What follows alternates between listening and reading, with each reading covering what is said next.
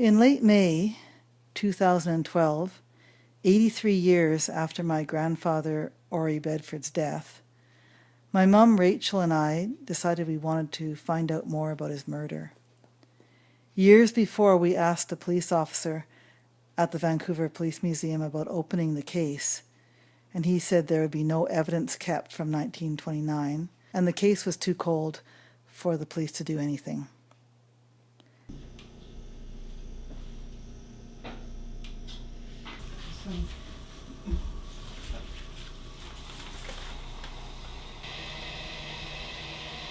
See, now here's another address.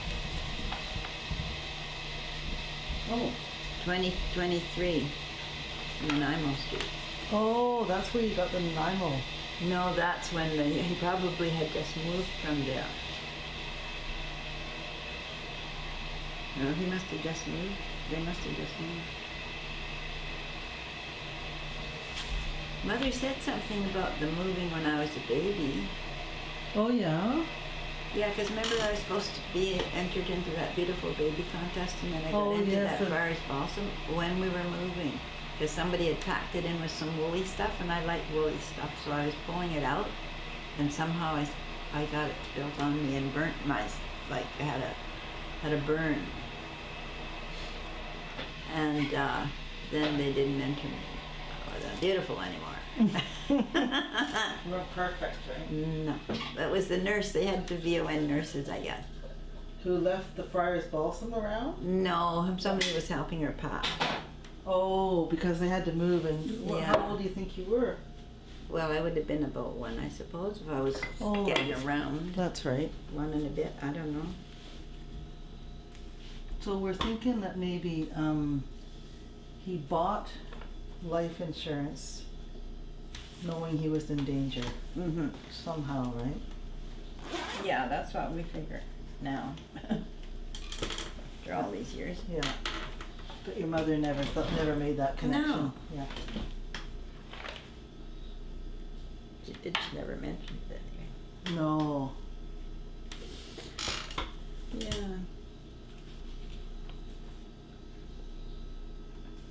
So it sounds like for the first maybe 3 days after,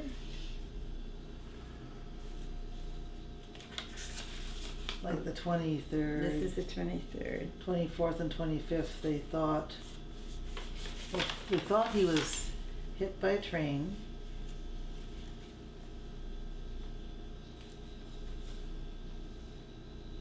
And then they thought, Well, he jumped.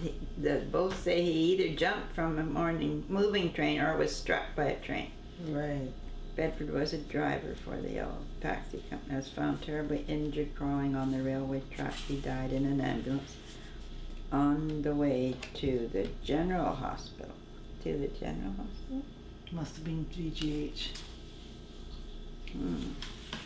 Yeah. Oh, you know what I'm missing? That's I think what I gave you, but I couldn't find it again, was the date where they said it was on the front page of the Sun or the Province that said they decided on an inquest, Oh. a coroner's inquest. Oh. And maybe it was because it sounded like the people who found him testified, the CPR people testified that a train couldn't have come through. Right. Yeah. There was only one train to Agassiz, and it was later or something? Yeah, it says somewhere that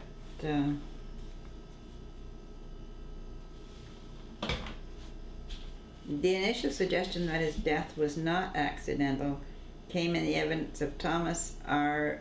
McCarney, CPR switch locomotive engineer, who was called in to the assistance of Bedford by Barry, the older man who found him. McCarney testified that no freight trains had passed the spot during the 2 hours previous to the discovery of Bedford. The only passenger train, he said, was the Agassiz local, which reached Vancouver at 10:15 a.m. What time did they find him? So already the evidence of the coroner was in here. And what's that date? On the 28th. So, the 23rd was he died on a Thursday, right? The Yeah. 23rd? Yeah. And the coroner's physician showed that Bedford had suffered a broken left arm, broken left eye, broken ribs, internal head injury, and was gashed across the back. It doesn't mean that there already had been an inquest. He was just a physician that sent out, I guess, two murders or two accidents to give his opinion. Oh. He's from the coroner's, he's a doctor, coroner's physician. That's only the 28th. Oh yeah, color to the theory that Bedford may have had a secret enemy is lent by the fact that he was engaged in private detective work besides his regular employment. His fellow employees believed that he got too much on somebody and was taken for a ride. Bedford was found at 11:30 a.m. Thursday between the westbound and eastbound CPR tracks, a few feet from Slocan Street. According to the evidence of J.A. Berry, who discovered him, he was lying partly on his side and was moving. There was a spot of blood at the time on the ties 20 feet west of where he was found. The taxi driver was bleeding from an injury to the left arm, but the blood on his forehead was dry, so he'd been there for a while. Yeah, because he left the address on 727 27th Avenue. According to the reporter, your mom said that at between 8:15 and 8:30, right? Right. And she said there was no reason for my husband to go there of his own free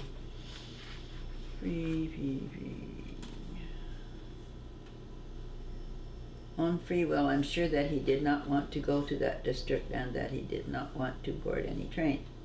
The widow said that Bedford left his home between 8:15 and 8:30, whistling and singing merrily.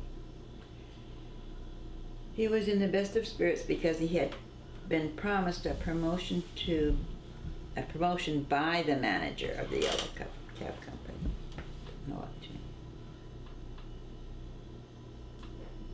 The morning of his disappearance, he was off duty, not being obliged to report until 4 p.m. He told his wife he was going downtown to keep an appointment with Mr. Gaze at the latter's office in the Motor Transport Building. The hour of the meeting was set for about 9 a.m. Bedford told her that he intended to walk or to request a lift from some motorist going into the city.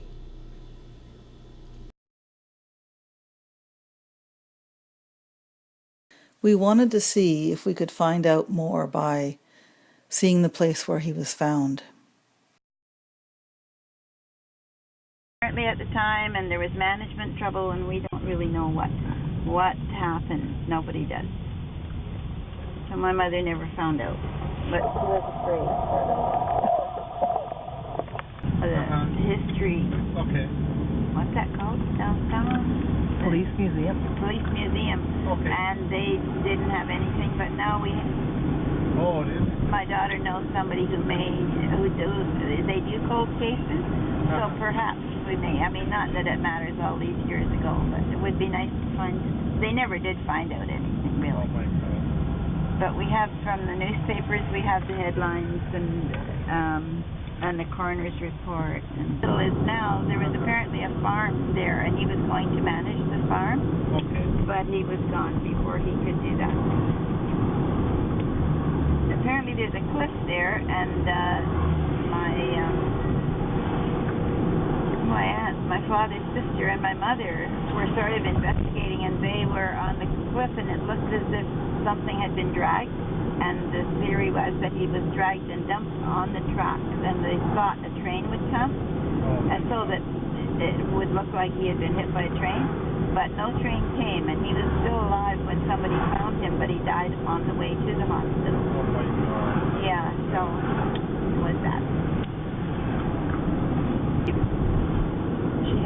all summer for the insurance company. He had taken out insurance, and I don't know, just a few months before, so they were suspicious. They thought it might be suicide. And so they didn't pay. This was in May, and they didn't pay till October. So she had no money all Oh summer. my God. And she had me and two of his children from a former marriage who were teenagers at the time. And then when she got the money, she bought 5 acres at Newton, and that's where I grew up.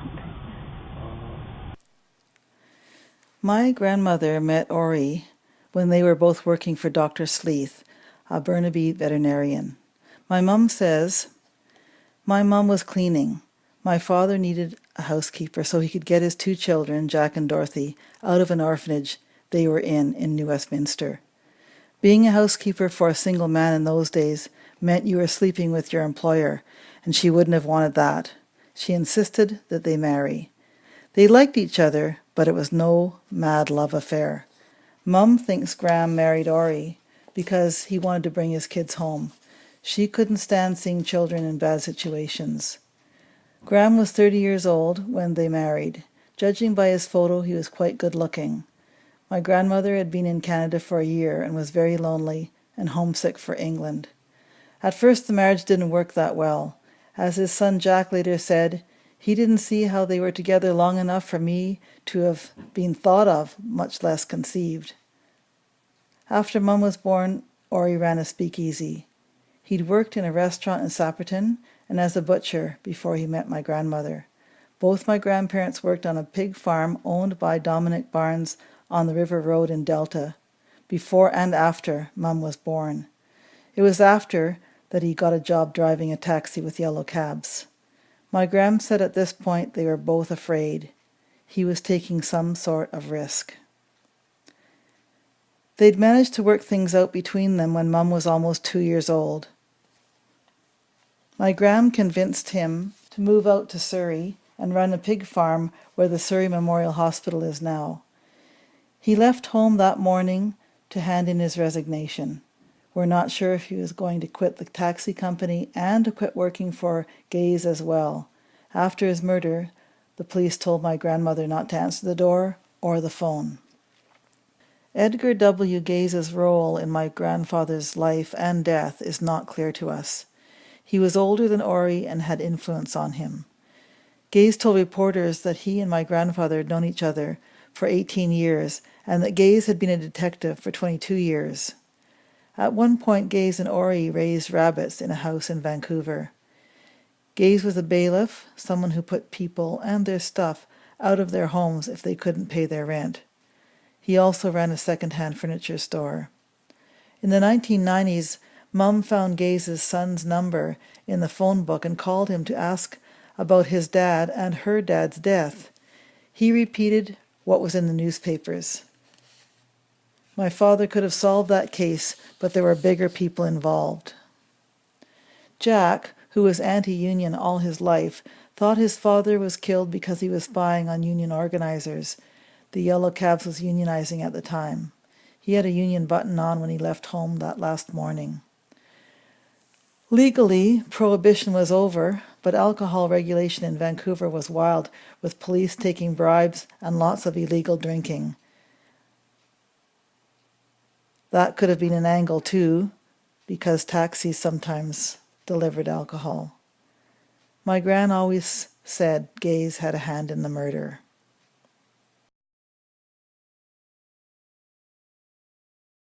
How did you think it affected you? How do you think it affected your mom? And then how do you think it affected our family? Well, it would be terrible for my mother to be left with 3 children and no money, and to have to go out and scrub floors and put me in a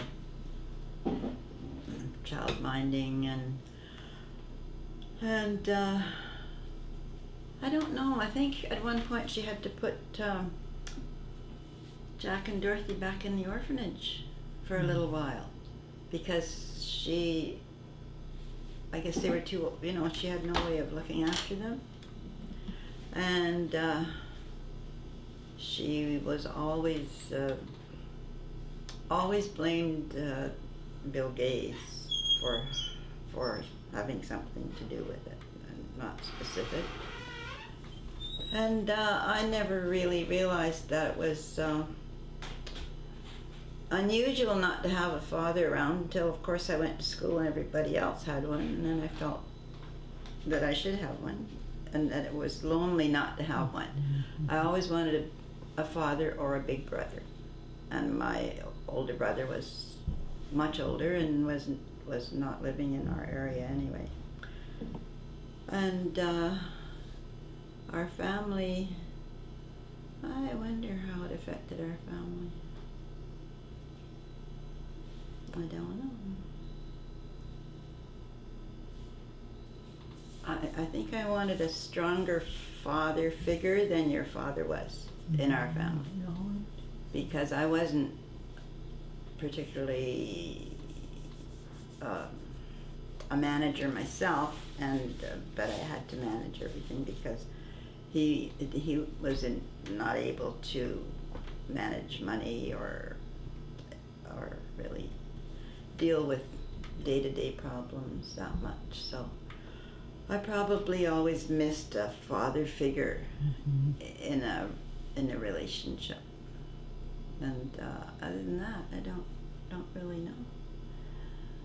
Like someone strong to take care. Take care, yeah. Take care, yeah. I think that was what I was looking for. You saw your mom struggling on her own. Yes. Out in Newton too. Yes. After. Yeah, that was hard because she had a hayfield that had to be cut and taken in before the rain, and she was upset because she thought, why don't the neighbors, the big sons and that, why don't they come and help me? And she was upset about that, and she was probably very afraid a lot of times out there, because there were still a lot of men unemployed, walking around looking for chickens and things like that. And our chicken house was quite away from our house, and it was up against the bush. And then she told the story of one night when she went to shut up the chicken house, and she looked and saw a tree that she hadn't noticed before, and then the tree walked away, so it sort of gave her a bit of a start.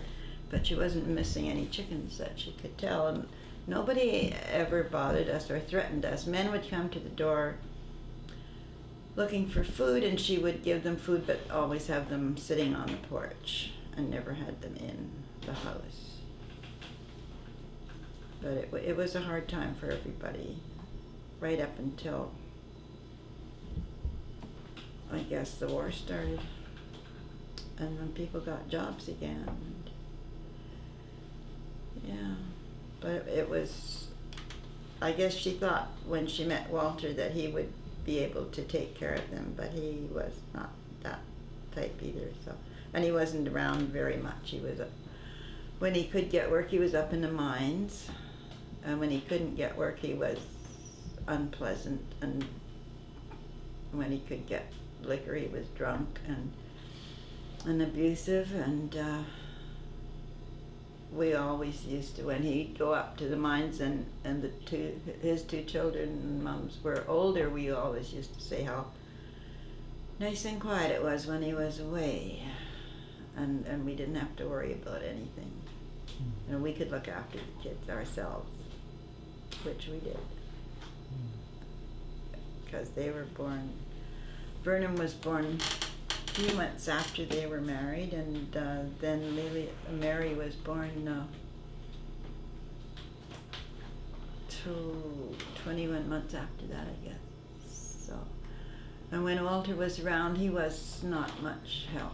And one time the VON nurse came, and I was washing diapers outside in the wash tub, and she was looking after Mother, and I was looking after the babies, and she said, and Walter was sitting with a cup of tea, and she said, "Oh, everybody works but Father here." And so, yes, he was not a lot of help. So when he wasn't causing trouble, he wasn't there. A very dramatic downturn in my life. So I left home quite early. Yeah, so.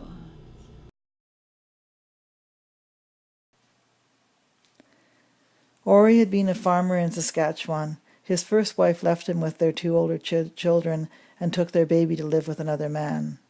He and Jack and Dorothy homesteaded in Morley, Alberta. Ori was 5 foot 4 inches tall, weighed 150 pounds, had dark hair and brown eyes.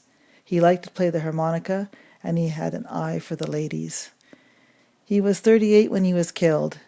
He's buried in an unmarked grave in Ocean View Cemetery in Burnaby. We're hoping someday we'll know who killed him and why.